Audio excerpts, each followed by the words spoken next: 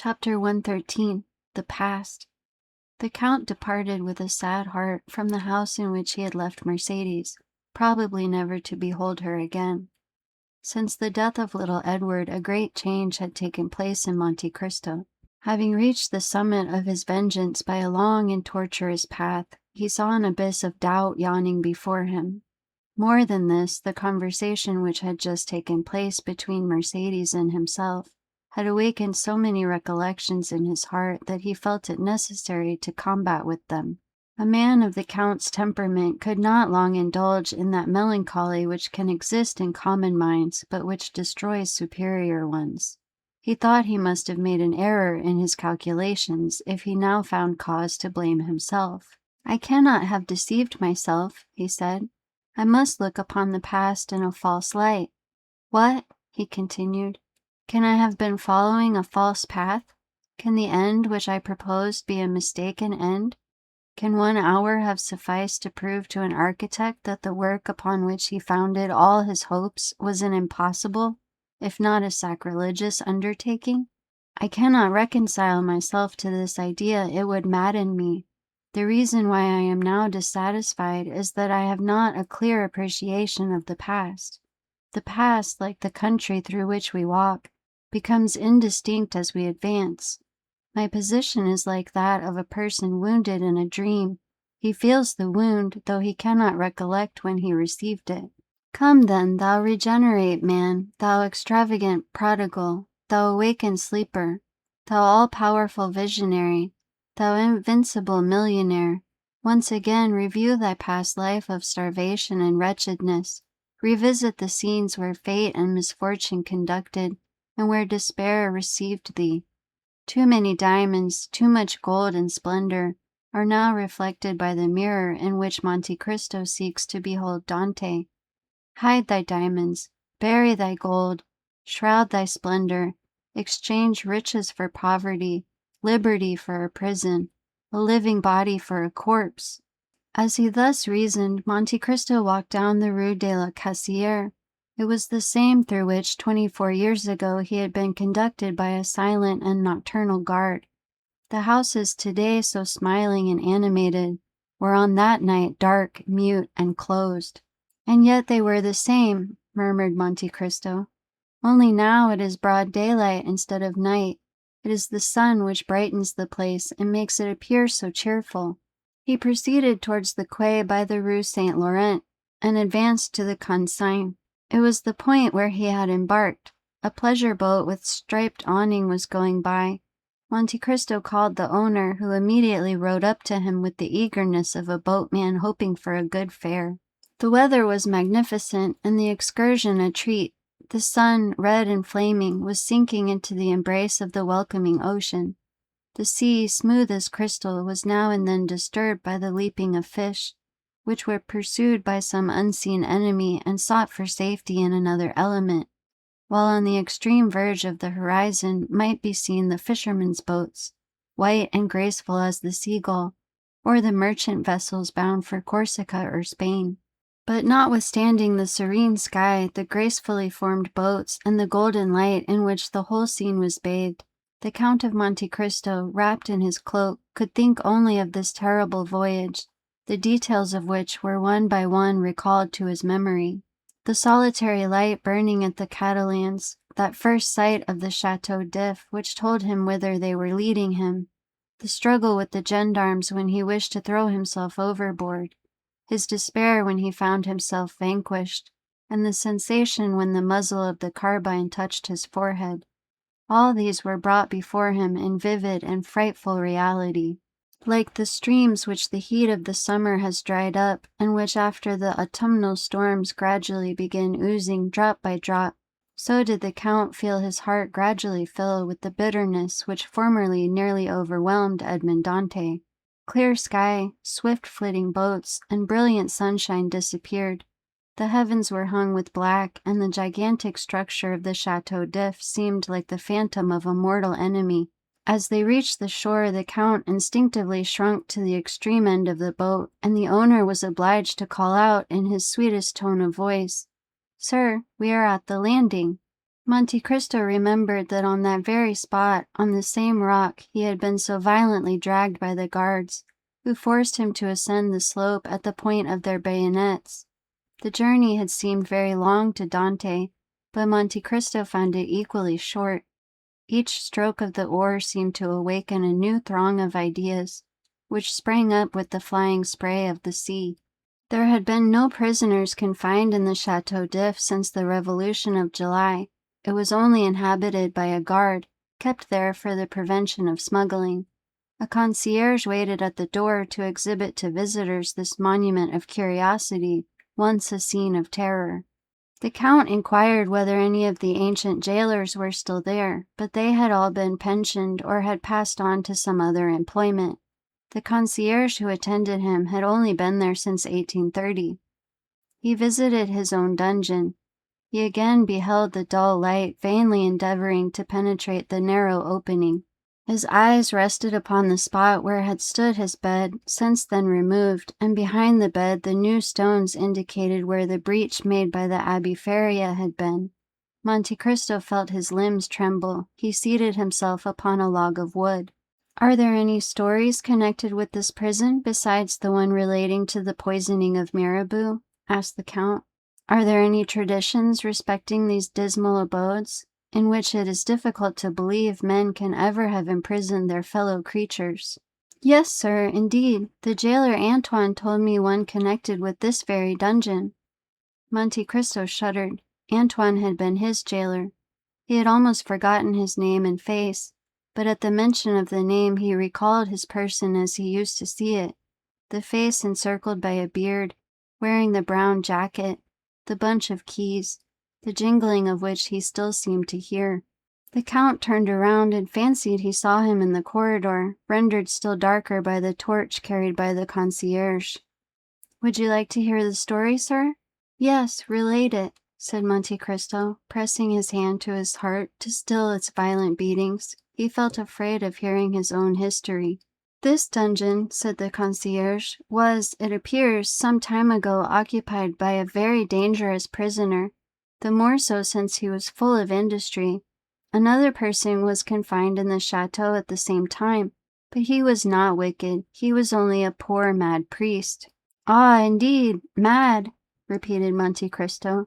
"And what was his mania?" "He offered millions to anyone who would set him at liberty." Monte Cristo raised his eyes, but he could not see the heavens. There was a stone veil between him and the firmament. He thought that there had been no less thick a veil before the eyes of those to whom Feria offered the treasures. "Could the prisoners see each other?" he asked. "Oh, no, sir, it was expressly forbidden, but they eluded the vigilance of the guards and made a passage from one dungeon to the other." "And which of them made this passage?" "Oh, it must have been the young man, certainly, for he was strong and industrious, while the abbé was aged and weak. Besides, his mind was too vacillating to allow him to carry out an idea." "Blind fools," murmured the Count. "However, be that as it may, the young man made a tunnel. How or by what means no one knows. But he made it, and there is the evidence yet remaining of his work. Do you see it?" And the man held the torch to the wall. "Ah, yes, I see," said the Count, in a voice hoarse from emotion. "The result was that the two men communicated with one another. How long they did so nobody knows. One day the old man fell ill and died. Now guess what the young one did." "Tell me." "He carried off the corpse, which he placed in his own bed with its face to the wall. Then he entered the empty dungeon, closed the entrance, and slipped into the sack which had contained the dead body. Did you ever hear of such an idea?" Monte Cristo closed his eyes and seemed again to experience all the sensations he had felt when the coarse canvas, yet moist with the cold dews of death, had touched his face. The jailer continued. Now this was his project. He fancied that they buried the dead at the Chateau d'If, and imagining they would not expend much labor on the grave of a prisoner, he calculated on raising the earth with his shoulders. But unfortunately their arrangements at the chateau frustrated his projects. They never buried the dead, they merely attached a heavy cannonball to the feet and then threw them into the sea. This is what was done. The young man was thrown from the top of the rock. The corpse was found on the bed next day, and the whole truth was guessed, for the men who performed the office then mentioned when they had not dared to speak of before, that at the moment the corpse was thrown into the deep, they heard a shriek, which was almost immediately stifled by the water in which it disappeared. The Count breathed with difficulty. The cold drops ran down his forehead, and his heart was full of anguish. "No," he muttered, "the doubt I felt was but the commencement of forgetfulness, but here the wound reopens, and the heart again thirsts for vengeance. And the prisoner," he continued aloud, "was he ever heard of afterwards?" "Oh, no, of course not. You can understand that one of two things must have happened. He must either have fallen flat, in which case the blow from a height of 90 feet must have killed him instantly, or he must have fallen upright, and then the weight would have dragged him to the bottom, where he remained, poor fellow." "Then you pity him?" said the Count. "Ma foi, yes, though he was in his own element." "What do you mean?" "The report was that he had been a naval officer, who had been confined for plotting with the Bonapartists." "Great is truth," murmured the Count. "Fire cannot burn, nor water drown it. Thus the poor sailor lives in the recollection of those who narrate his history. His terrible story is recited in the chimney corner, and a shudder is felt at the description of his transit through the air to be swallowed by the deep." "Then," the Count added aloud, "was his name ever known?" "Oh, yes, but only as number 34. "Oh, Villefort, Villefort," murmured the Count, "this scene must often have haunted thy sleepless hours." "Do you wish to see anything more, sir?" said the concierge. "Yes, especially if you will show me the poor abbé's room."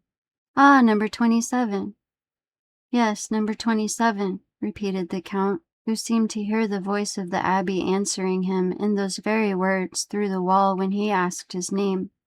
"Come, sir." "Wait," said Monte Cristo. "I wish to take one final glance around this room." "This is fortunate," said the guide. "I have forgotten the other key." "Go and fetch it." "I will leave you the torch, sir." "No, take it away. I can see in the dark." "Why, you are like number 34. They said he was so accustomed to darkness that he could see a pin in the darkest corner of his dungeon." "He spent 14 years to arrive at that," muttered the Count. The guide carried away the torch. The Count had spoken correctly. Scarcely had a few seconds elapsed ere he saw everything as distinctly as by daylight. Then he looked around him and really recognized his dungeon. "Yes," he said, "there is the stone upon which I used to sit. There is the impression made by my shoulders on the wall. There is the mark of my blood made when one day I dashed my head against the wall. Oh, those figures, how well I remember them! I made them one day to calculate the age of my father, that I might know whether I should find him still living, and that of Mercedes to know if I should find her still free. After finishing the calculation, I had a minute's hope. I did not reckon upon hunger and infidelity." And a bitter laugh escaped the Count. He saw in fancy the burial of his father and the marriage of Mercedes. On the other side of the dungeon he perceived an inscription, the white letters of which were still visible on the green wall. "Oh God," he read, "preserve my memory." "Oh yes," he cried, "that was my only prayer at last. I no longer begged for liberty, but memory. I dreaded to become mad and forgetful. Oh God, thou hast preserved my memory. I thank thee, I thank thee." At this moment the light of the torch was reflected on the wall. The guide was coming. Monte Cristo went to meet him. "Follow me, sir." And without ascending the stairs, the guide conducted him by a subterraneous passage to another entrance. There again Monte Cristo was assailed by a multitude of thoughts. The first thing that met his eye was the meridian, drawn by the abbé on the wall, by which he calculated the time. Then he saw the remains of the bed on which the poor prisoner had died. The sight of this, instead of exciting the anguish experienced by the Count in the dungeon, filled his heart with a soft and grateful sentiment, and tears fell from his eyes. "This is where the mad abbé was kept, sir, and that is where the young man entered," and the guide pointed to the opening which had remained unclosed. From the appearance of the stone, he continued, a learned gentleman discovered that the prisoners might have communicated together for 10 years. Poor things, those must have been 10 weary years. Dante took some louis from his pocket and gave them to the man who had twice unconsciously pitied him. The guide took them, thinking them merely a few pieces of little value, but the light of the torch revealed their true worth. "Sir," he said, "you have made a mistake. You have given me gold." "I know it." The concierge looked upon the Count with surprise. "Sir," he cried, scarcely able to believe his good fortune. "Sir, I cannot understand your generosity." "Oh, it is very simple, my good fellow. I have been a sailor, and your story touched me more than it would others." "Then, sir, since you are so liberal, I ought to offer you something." "What have you to offer to me, my friend? Shells? Straw work? Thank you." "No, sir, neither of those. Something connected with the story." "Really? What is it?" "Listen," said the guide. "I said to myself, something is always left in a cell inhabited by one prisoner for 15 years, so I began to sound the wall." "Ah," cried Monte Cristo, remembering the abbey's 2 hiding places. "After some search, I found that the floor gave a hollow sound near the head of the bed, and at the hearth." "Yes," said the Count, "yes. I raised the stones and found a rope ladder and some tools." "How did you know that?" asked the guide in astonishment. "I do not know. I only guess it, because that sort of thing is generally found in prisoners' cells." "Yes, sir, a rope ladder and tools." "And have you them yet?" "No, sir, I sold them to visitors who considered them great curiosities, but I have still something left." "What is it?" asked the Count impatiently. "A sort of book, written upon strips of cloth." "Go and fetch it, my good fellow, and if it be what I hope, you will do well." "I will run for it, sir," and the guide went out. Then the Count knelt down by the side of the bed, which death had converted into an altar. "Oh, second Father," he exclaimed, "thou who hast given me liberty, knowledge, riches, thou who, like beings of a superior order to ourselves, couldst understand the science of good and evil, if in the depths of the tomb there still remains something within us which can respond to the voice of those who are left on earth, if after death the soul ever revisit the places where we have lived and suffered, then, noble heart, sublime soul, then I conjure thee by the paternal love thou didst bear me, by the filial obedience I vowed to thee, grant me some sign, some revelation. Remove me from the remains of doubt, which, if it change not to conviction, must become remorse." The Count bowed his head and clasped his hands together. "Here, sir," said a voice behind him. Monte Cristo shuddered and arose. The concierge held out the strips of cloth upon which the Abbé Faria had spread the riches of his mind. The manuscript was the great work by the Abbé Faria upon the kingdoms of Italy. The Count seized it hastily. His eyes immediately fell upon the epigraph, and he read, "Thou shalt tear out the dragon's teeth, and shalt trample the lions under foot, saith the Lord." "Ah," he exclaimed, "here is my answer. Thanks, Father, thanks." And feeling in his pocket, he took thence a small pocket-book, which contained 10 banknotes, each of 1,000 francs. "Here," he said, "take this pocket-book." "Do you give it to me?" "Yes, but only on condition that you will not open it till I am gone." And placing in his breast the treasure he had just found, which was more valuable to him than the richest jewel, he rushed out of the corridor, and reaching his boat, cried, "To Marseille!" Then, as he departed, he fixed his eyes upon the gloomy prison. "Woe," he cried, "to those who confined me in that wretched prison, and woe to those who forgot that I was there." As he repassed the Catalans, the Count turned around, and burying his head in his cloak, murmured the name of a woman. The victory was complete. Twice he had overcome his doubts. The name he pronounced in a voice of tenderness, amounting almost to love, was that of Haydée. On landing, the Count turned towards the cemetery, where he felt sure of finding Morrel.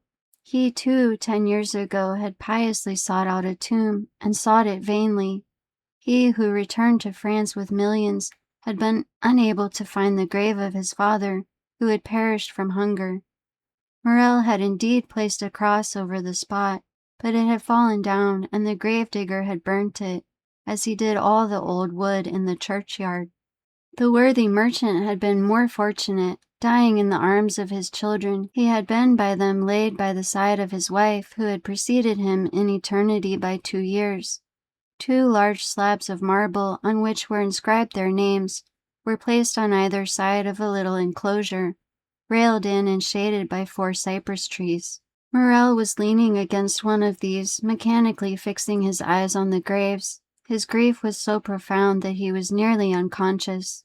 "Maximilian," said the Count, "you should not look upon the graves, but there," and he pointed upwards. "The dead are everywhere," said Morel. "Did you not yourself tell me so as we left Paris?" "Maximilian," said the Count, "you asked me during the journey to allow you to remain some days at Marseilles. Do you still wish to do so?" "I have no wishes, Count. Only I fancy I could pass the time less painfully here than anywhere else." "So much the better, for I must leave you, but I carry your word with me, do I not?" "Ah, Count, I shall forget it." "No, you will not forget it, because you are a man of honor, Morel, because you have taken an oath and are about to do so again." "Oh, Count, have pity upon me, I am so unhappy." "I have known a man much more unfortunate than you, Morel." "Impossible." "Alas," said Monte Cristo, "it is the infirmity of our nature always to believe ourselves much more unhappy than those who groan by our sides. What can be more wretched than the man who has lost all he loved and desired in the world? Listen, Morel, and pay attention to what I am about to tell you. I knew a man who, like you, had fixed all his hopes of happiness upon a woman.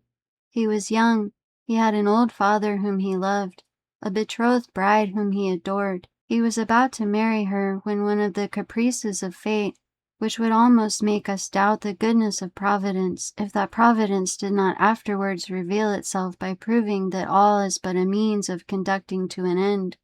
One of those caprices deprived him of his mistress, of the future of which he had dreamed, for in his blindness he forgot he could only read the present, and cast him into a dungeon." "Ah," said Morel, "one quits a dungeon in a week, a month, or a year." "He remained there 14 years, Morel," said the Count, placing his hand on the young man's shoulder. Maximilian shuddered. 14 years, he muttered. 14 years, repeated the Count. During that time he had many moments of despair. He also, Morel, like you, considered himself the unhappiest of men. "Well?" asked Morel. "Well, at the height of his despair, God assisted him through human means. At first, perhaps, he did not recognize the infinite mercy of the Lord, but at last he took patience and waited. One day he miraculously left the prison, transformed, rich, and powerful. His first cry was for his father, but that father was dead." "My father, too, is dead," said Morel. "Yes, but your father died in your arms, happy, respected, rich, and full of years. His father died poor, despairing, almost doubtful of Providence, and when his son sought his grave 10 years afterwards, his tomb had disappeared, and no one could say, 'There sleeps the father you so well loved.'" "Oh!" exclaimed Morel. "He was then a more unhappy son than you, Morel, for he could not even find his father's grave."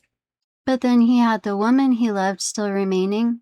"You are deceived, Morel. That woman—" "She was dead?" "Worse than that, she was faithless, and had married one of the persecutors of her betrothed. You see then, Morel, that he was a more unhappy lover than you." "And has he found consolation?" "He has at last found peace." "And does he ever expect to be happy?" "He hopes so, Maximilian." The young man's head fell on his breast. "You have my promise," he said, after a minute's pause, extending his hand to Monte Cristo. "Only remember, on the 5th of October, Morel, I shall expect you at the island of Monte Cristo. On the 4th a yacht will wait for you in the port of Bastia. It will be called the Eurus. You will give your name to the captain, who will bring you to me. It is understood, is it not? But, Count, do you remember that the 5th of October? Child, repeated the Count, not to know the value of a man's word, I have told you 20 times that if you wish to die on that day, I will assist you. Morel, farewell. Do you leave me? Yes, I have business in Italy. I leave you alone in your struggle with misfortune, alone with that strong-winged eagle which God sends to bear aloft the elect to his feet. The story of Ganymede, Maximilian, is not a fable, but an allegory. When do you leave? Immediately. The steamer waits, and in an hour I shall be far from you. Will you accompany me to the harbor, Maximilian? I am entirely yours, Count. Morel accompanied the Count to the harbor. The white steam was ascending like a plume of feathers from the black chimney. The steamer soon disappeared, and in an hour afterwards, as the Count had said, was scarcely distinguishable in the horizon amidst the fogs of night.